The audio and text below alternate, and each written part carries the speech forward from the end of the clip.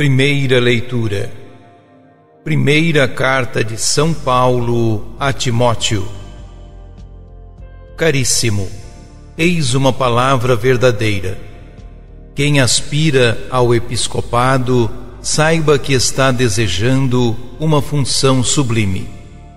Porque o bispo tem o dever de ser irrepreensível, marido de uma só mulher, sóbrio, prudente, modesto, hospitaleiro, capaz de ensinar. Não deve ser dado a bebidas nem violento, mas condescendente, pacífico, desinteressado. Deve saber governar bem sua casa, educar os filhos na obediência e castidade. Pois, quem não sabe governar a própria casa, como governará a Igreja de Deus? Não pode ser um recém-convertido para não acontecer que, ofuscado pela vaidade, venha a cair na mesma condenação que o demônio. Importa também que goze de boa consideração da parte dos de fora, para que não se exponha à infâmia e caia nas armadilhas do diabo. Do mesmo modo, os diáconos devem ser pessoas de respeito, homens de palavra, não inclinados à bebida, nem a lucro vergonhoso. Possuam o mistério da fé junto com uma consciência limpa. Antes de receber o cargo, sejam examinados. Se forem considerados dignos, poderão exercer o ministério. Também as mulheres devem ser honradas sem difamação, mas sóbrias e fiéis em tudo. Os diáconos sejam maridos de uma só mulher e saibam dirigir bem os seus filhos e a sua própria casa. Pois os que exercem bem o ministério recebem uma posição de estima e muita liberdade para falar da fé em Cristo Jesus. Palavra do Senhor.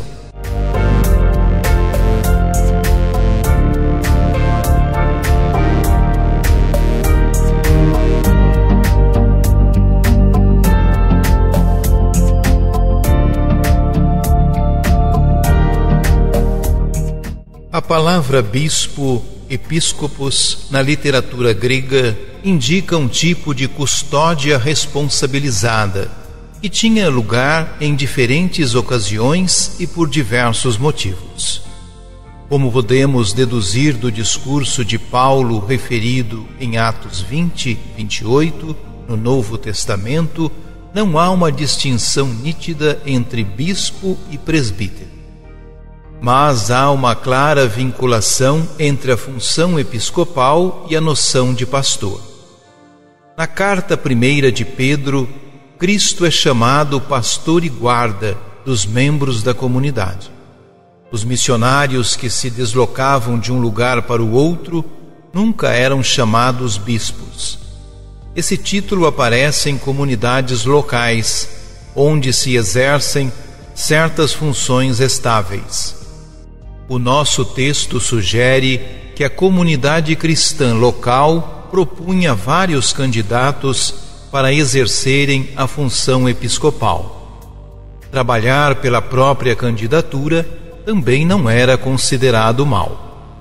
Não sendo ainda um ofício ambicionado, porque ainda não estava ligado a honras e a certos interesses, como mais tarde veio a acontecer, durante séculos, propor-se para o episcopado era sinal de disponibilidade.